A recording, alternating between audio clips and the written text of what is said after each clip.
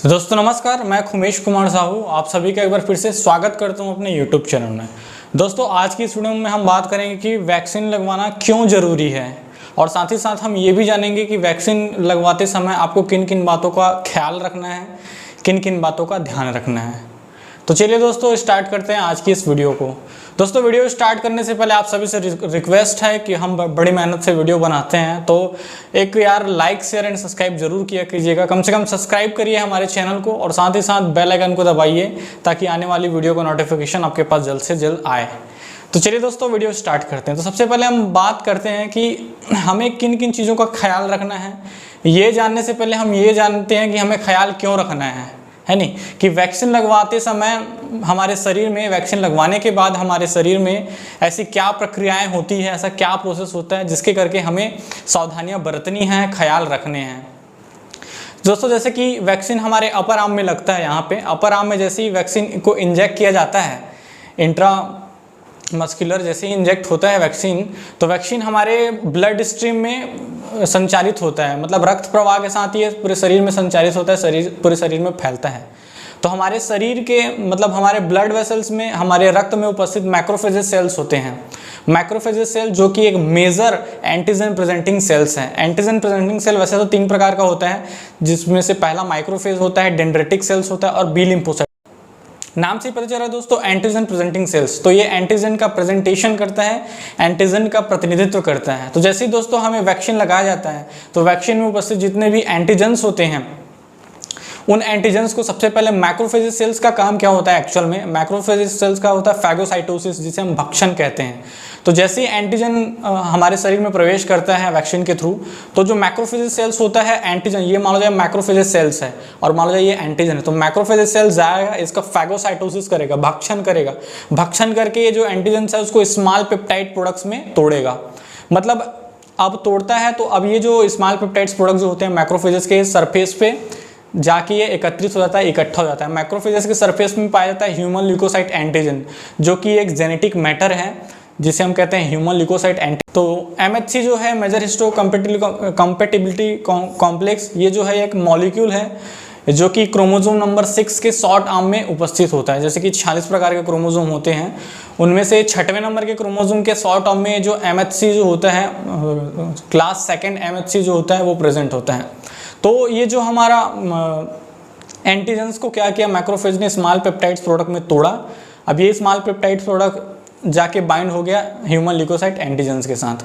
अब मैक्रोफेज क्या करता है, इस स्मॉल पेप्टाइड्स प्रोडक्ट को लेके जाता है किसके पास, टी सेल्स के पास। तो टी सेल्स बहुत भूखा होता है। तो दोस्तों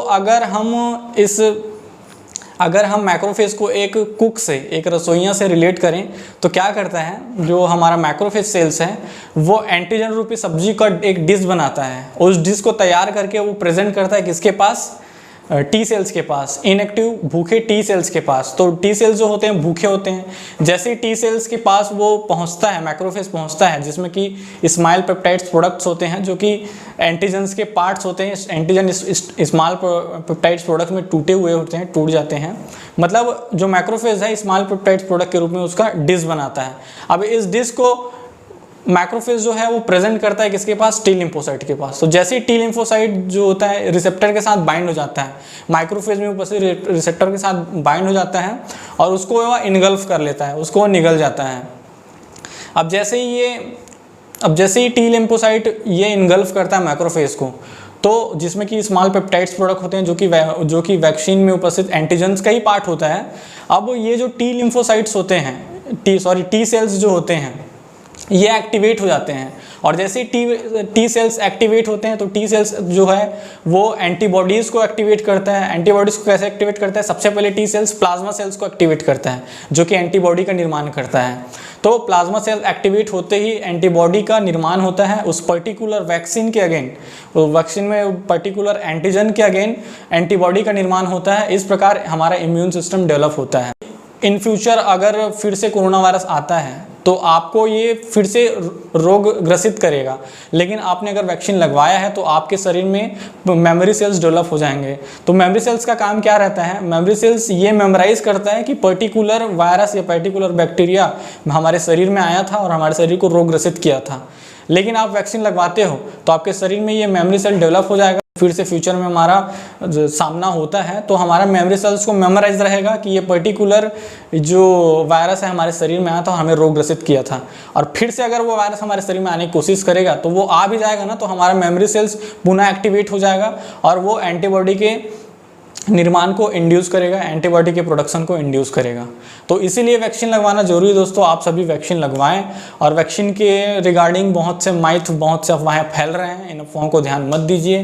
कहीं कहीं बोला जा रहा है कि इनफर्टिलिटी आ रही है, मतलब जिसे नपुंसकता बोलते हैं, लड़कों में लड़कियों में इनफर्टिलिटी आ रही है। तो ये सब अफवाहें हैं, इन सभी चीज़ों पर ध्यान ना दें। और साथ ही साथ आप जैसे वैक्सीन लगवाने जा रहे हो तो आप कुछ बातें हैं उनका ध्यान रखें। अपना रजिस्ट्रेशन कराएं, ऑनलाइन ऑफलाइन किसी भी तरीके से करा सकते हैं।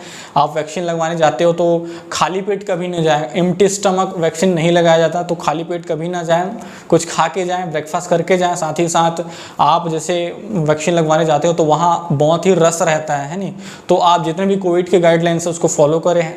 हाथों को आप सैनिटाइज करें, हाथों को धोएं, साथ ही साथ वेल फिटेड मास्क पहने और हो सके तो आप ऐसे कपड़ा पहने जिसमें आप कंफर्टेबल हो सके तो आप हाफ स्लीव के कपड़े पहनो, ताकि आपका जो वैक्सीन है यहाँ लगना है, यहाँ आसानी से लगाया जा सके।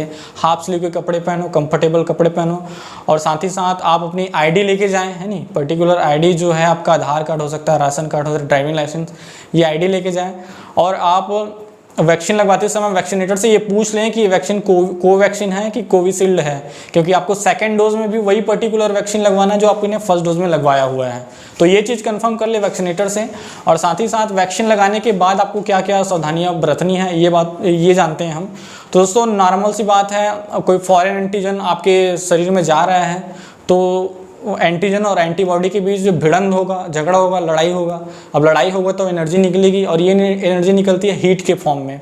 तो हीट के फॉर्म में हमारा शरीर हीट होता है, हमें बुखार सा लगता है नहीं, फीवर जिसे बोलते हैं, फीवर हो सकता है, फटीग हो सकता है, फटीग जैसे थकान लगना, डिजीनेस, चक्कर आना, और जैसे नौजिया, जी मिचलाना, इस प्रकार के लक्षण, इस प्रकार के सिम्टम्स हो सकते हैं। ये सिम्टम्स नॉर्मली 2 से 3 दिन रहता है नहीं, तो 2 से 3 दिन ये ऐसा कुछ कंडीशन आपके पास आता है तो आप पैरासीटामॉल 500 mg यूज़ कर सकते हो। लेकिन अगर ये जो फीवर है या फटीग है ये 3 से 4 दिन से ज़्यादा, 3-4 दिन से ज़्यादा अगर होता है तो आप अपने फिजिशियन से कंसल्ट करिए, वो बाकी आपका इलाज करेंगे।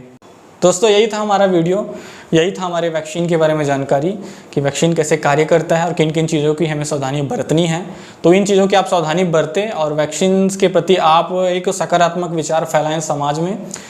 तो दोस्तों यही था हमारा आज का वीडियो, यही था हमारा आज का टॉपिक। अगर आपको ये वीडियो अच्छी लगी हो तो लाइक करिए, शेयर करिए, सब्सक्राइब कीजिए और साथ ही साथ बेल आइकन को भी दबाइए ताकि आने वाले वीडियो का नोटिफिकेशन आपके पास आते रहे। दोस्तों धन्यवाद।